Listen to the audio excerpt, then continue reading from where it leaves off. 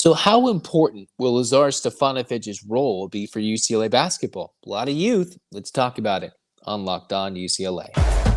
You are Locked On UCLA, your daily podcast on the UCLA Bruins. Part of the Locked On Podcast Network, your team every day.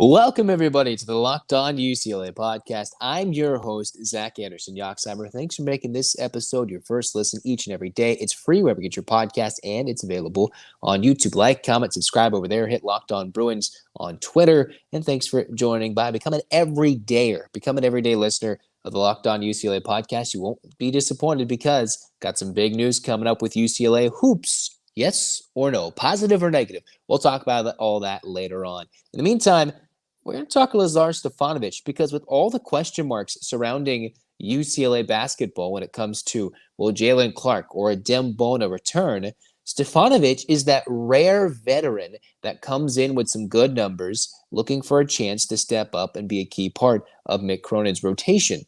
What makes him so special, and what do the Bruins need out of him to be successful in 23 and 24? Well, let's sit here first. You're at home, you're listening, maybe you're on YouTube, you're watching this, and you're saying, Zach, I think I know what Stefanovic's role will be. Well, while we all may have a picture in mind as to what it may be, what UCLA needs to be a truly good competitive team in their final year in Pac-12 play, they're going to need someone who can score the basketball. And while Stefanovic does have those numbers, can hit a three, he's a really good passer, has some sneaky good defensive intangibles that make him a great fit alongside a potential Jalen Clark and a Dembona. Even if Bona and Clark return, the Bruins will need an uptick in production from one Stefanovic coming over from his Utah days. You have a lot of youth for this UCLA team. You have at least, 5 freshmen, maybe more. Best case scenario, you get Mara, you get Bona, and you have Jalen Clark all return, and you've got one of the most spectacular freshman international gets in terms of a front court. You've got all the freshmen influx of talent coming from overseas. You've got guys coming back who are the Pac-12 Freshman of the Year and Pac-12 in the National Defensive Player of the Year. Mind you, I'm starting best case scenario. And yet you're wondering who's going to take care, who's going to dribble the basketball up, who will distribute, who's going to score. And that's why we're focusing on Stefanovic. Let's remind you about the Utah transfers numbers. In his freshman year at Utah, that was over 2 years ago, just after that odd COVID bubble season, averaged about 25 minutes per game, started in just over the half of the run in Utes games, shot 36% from the field, overall 7.5 points per game, 30% from three, 1 for 3 per game. Those are about his averages, and was about a 41% shooter from 2-point land overall. Then you take his numbers from last year. This is what Stefanovic brought for Utah. 10 points per game, was 3 rebounds per game, nearly 3 assists per game. Started in just about half of Utah's games. Again, a little under half in 32 games played for the Utes. Did see an uptick in minutes, nearly 28.5 minutes per game. And his three-point shooting numbers got a bit better. 35%, close to a 36% three-point shooter. 86% from the free throw line, while his shooting inside the arc, a little closer to the basket, was questionable. I've talked about it on this podcast before. Stefanovic, when you read some scouting videos, whether you watch highlight tapes on YouTube or just read some things, it can be that shot selection where he likes to throw up a little bit of some acrobatic shots, force some shots in some situations.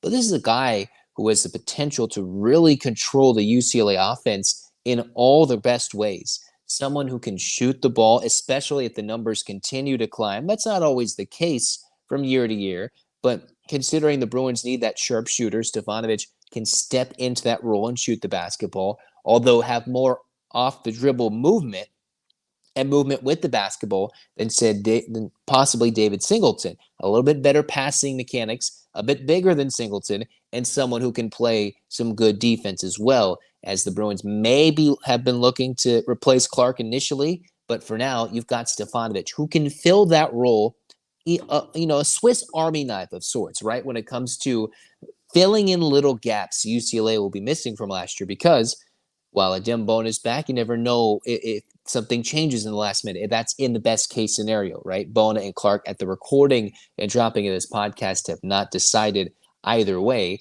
with the May 31st deadline coming up. You've got Clark, who is dealing with the injury, and when and if and how effective he can be when he returns, it will be a while. So you need that 6'6", 6'7", maybe 6'8", rangy type guard, a slasher 3, maybe a 4, depending on how much they want to throw him in the post. Stefanovic can go in there and fill a Jalen Clark-like role. Shoot the ball, maybe not Singleton-like, but can shoot the ball and score over 10 points per game, considering UCLA will most likely be replacing upwards of nearly 90% of their production, if not all their scoring, seeing that all their players are either gone from graduation, out of eligibility, or going into the NBA draft. And while we wish Jaime Jaquez Jr., Tiger Campbell, and Amar Bailey the best, we're waiting on the words of 3 more spots that can be filled for UCLA. It's up to Stefanovic to come in and be that guy who can shoot. He has to do it in all facets of the game. And that's a lot to ask for someone as a veteran player coming over in the portal. And not only that, UCLA fans are looking for somebody who can maybe, I'm not trying to put all this on him, but he came from Serbia. He has that connection with Ivo Simovic, international connection. Maybe Simovic can be that, kind of guiding leader off the floor when you ask players to kind of help. I know they're coming from all sorts of places all over Europe, whether it be Jan Vide, you've got Ilan Fibleul, and then maybe a De Mara, all these guys that are just falling out of the top of my head. And while Abramo Zanka did not work out necessarily, and there's still another recruit or two to come in for the Bruins, maybe he can be that guy who can help facilitate on the court, off the court. This is how you transition to the D1 game, coming over from international ball. Those are all important factors that Stefanovic can play in, but that's a lot to put on a newcomer transferring in, putting in a load on an upperclassman who hey, as much as you want to say anybody can be a team player, needs to be a team player, at some point these guys got to be a little selfish and get some numbers and some tape if they want to continue their basketball careers. But for Stefanovic and UCLA to be successful in 23-24, even in the best case scenario, with Bona and Clark back, they're coming back from injury, you need Stefanovic to get from 10 points per game, I'm saying to 16, 17 points per game, to really solidify his role as a scoring, diverse player who can play both ends of the floor, help in the rebounding department, and then also play some good defense. That's a lot to ask for someone coming over to a new program. But he can do it. I believe he can do it, and that's what he needs to do. And he is a key part. He is a key component of UCLA's success in the next year. If they don't get that, I think there's a big hole to fill in. Even if he fills in those same numbers he had in Utah, they'll be all right.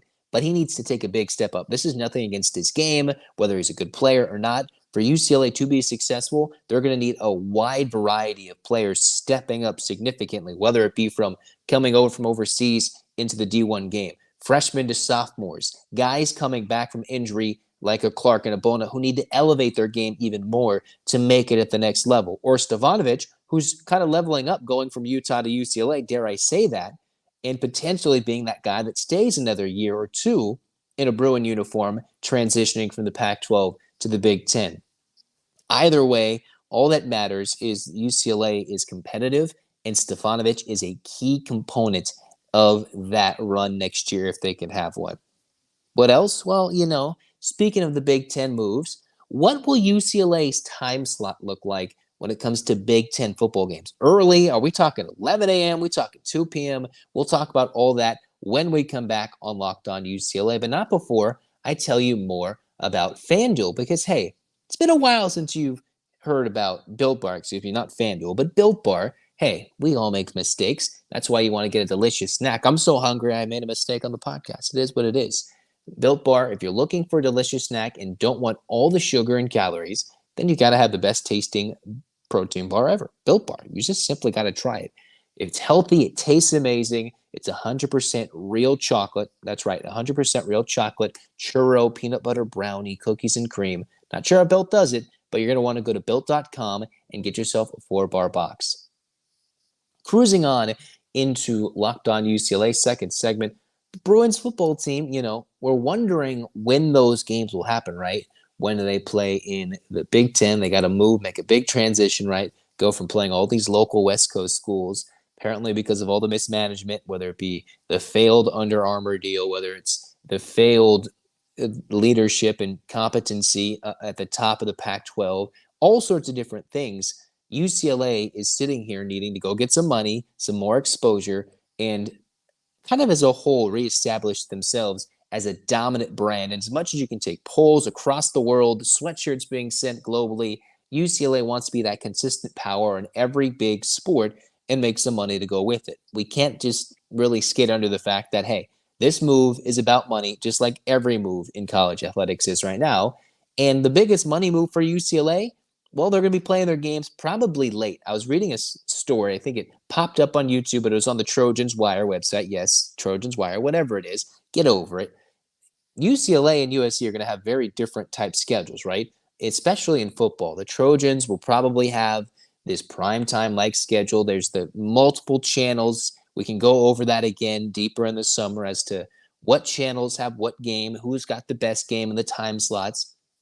But between an NBC Sports, a CBS Sports, all different channels, there's the big noon. Remember, you got Fox. You have all these teams and channels and companies and networks that are trying to grab at these big games.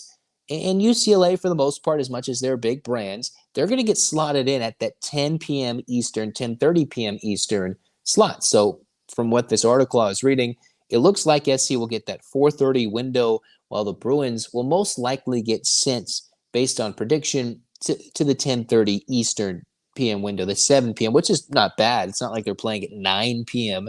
and nobody will show up at the Rose Bowl. Heck, those late early kickoffs, UCLA will probably be helped because of that, as opposed to getting 113 degrees in the Rose Bowl instead of playing at 11 a.m. or 11:30 a.m. like they did last year on the Pac-12 network, right? At home against Alabama State and against Bowling Green. You get those 7 p.m., 7:30 p.m. kickoffs, you might get a couple more fans in the Rose Bowl for those big games. And hey, we talked about the Pac, maybe we haven't talked about it, but everybody usually on social media has the hashtag talking about Pac-12 after dark. All the West Coasters, even some, dare I say, East Coasters, find a way to stay up and love 1 a.m. college football. And that's where UCLA is probably going to slot in. And while the Bruins will get this later time slot, you wonder how much will that help with attendance, whether it's a hot day in the Rose Bowl in mid to late September, early October, on rare occasions dating into November. The Bruins will be playing probably a little bit later games. Not that the fact that they won't get some 12:30 games or some 11 a.m. games or something super early and wonky that doesn't really make sense.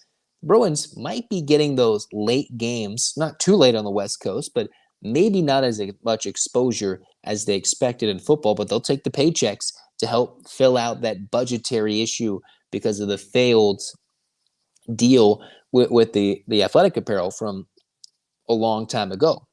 Here, UCLA has a chance to recoup all of that money and still get some late games. So I'm hoping we get much more attendance for those late games, right? Especially if they're playing Rutgers at 10:30 Eastern, 7:30 Pacific. And how many people will grumble if you can have a late afternoon cookout, barbecue at the Rose Bowl, if you go to the game, sit back all day, watch all the games, and then go watch our UCLA Bruins get excited.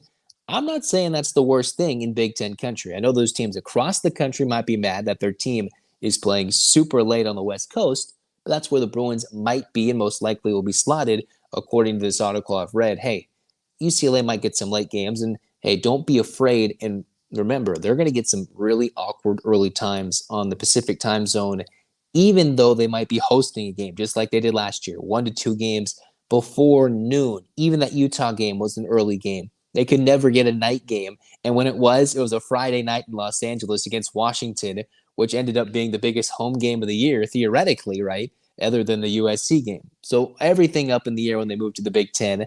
But just keep an eye out for those moving, shifting time slots. That'll be a key word you want to hear as they start to build scheduling, divisions, important rivals, your permanent rival, if you haven't heard of that, your scheduling rival that makes it easy for the Big Ten and other conferences to schedule out who you play year in and year out will all be important as to when the Bruins play. Early in the morning, sweating it out in the Rose Bowl. Late night, cool SoCal air, crisp in the fall and the autumn, dating into winter. All that we'll talk about and discuss even more. Cruising on into segment 3 of Locked On UCLA, I want to give you an update on one of the UCLA football players. You know, they've got a variety of players moving on to new levels. And while all the influx of talent, whether it be the class of 24, you've got the highlight of 23, which is Dante Moore. You've got all the transfer portal led by a Carson Steele and more. Chip Kelly, the new defensive coordinator. We're all excited coming up for this year, right? But speaking of more football, guys in the NFL, not a Dorian Thompson-Robinson of sorts, but other players like a Kaz Allen could easily make himself known in the NFL ranks. He's got big-time speed, can make things happen in a variety of ways, separate facets of the game. And reading the SI site for the Washington Commanders, and that will never get old and not weird talking about the Washington Commanders. Ron Rivera, head coach for Washington, not the football team or whatever, the Commanders. Still going to get a little, I like the Washington, whatever. We won't talk about all that. You've got the Commanders who, reading this article, I was kind of digging in about Kaz Allen. Fortunately, he's in one of these teams in the league. He's on one of the rosters as an undesignated, as an undrafted free agent, where they've got one of the deepest receiving cores in the NFL in its entirety. And they got a new quarterback. They're trying to figure things out in Washington, right? And he's someone who's caught some eyes of the coaching staff. Ron Rivera is saying he played a little slot, wide receiver, running back, returned kickoffs, punts, did all that in the senior bowl game or the all-star bowl game and all that. So he got their attention and maybe might be able to make a roster for an undrafted free agent. Versatility, finding ways to crack the lineup, whether it be on special teams, finding ways to, once in a blue moon, break that usual 1-yard carry and turn it into an 80-yard touchdown can be crucial for someone trying to make an NFL roster as a third, fourth string, second string guy in almost every position. We know Allen has that talent from his days at UCLA, the last couple of years, 49 catches, 400 yards, pair of scores, all these things, couple 100 yards, 2 touchdowns. Remember that game at ASU where he just ran right through everybody despite no UCLA tailback other than Allen doing big things. I guess I might be remembering that wrong, but I remember all these things Allen could truly do, whether it's running the football, getting big plays through the air, and simply returning a kickoff, which he did so dynamically, especially during his second to last season back in 2021, now that I think about it. Allen, despite 5 seasons and could have had another one at UCLA with the red shirt and the COVID year, found himself, maybe not in the lineup as much, but with that diversity of talent, the ability to switch up his role based on what was needed by the team, may be able to crack the lineup for the Commanders. He might even have to go somewhere else to even make that lineup. Heck, I dare I say he could be someone the Patriots would snag up if the Commanders dropped him. That's just something that would be in the back of my head if somebody like this was dropped. I do think and hope Allen could be one of those guys that, despite not being highly touted, maybe unheralded, despite some good intangibles, some good speed, he can make a difference, especially in his first or second year of the NFL, even if he has to start on a practice squad, could finally maybe crack a roster when he's given that opportunity. And we know if given that opportunity, he can easily make things happen. Just snap of the fingers, one burst up the seam, up the sidelines, he's gone. And speaking of gone, this is the end of Locked On UCLA. So thanks for tuning in. We hope Kaz Allen goes kick some butt because they're starting to, some people, Ron Rivera talking big things about his undrafted free agent. And if he's saying those things, he's looking deeper into the talents of Allen. For UCLA basketball, Jalen Clark, Adem Bona, Ade Mara, all guys to keep the eyes out, keep ears listening in terms of, hey, those guys might be Bruins soon or they might not be, but we're going to learn soon, especially with the NBA draft withdrawal deadline coming up. That's a mouthful to say. Clark and Bona all have to choose. Are they going to come back? Are they not? Will we get any surprises? Will there be another portal get? Who knows? UCLA and everybody will all be excited. And if you're an everyday listener, stay tuned because we're going to analyze the 22 to 23 athletic year, right?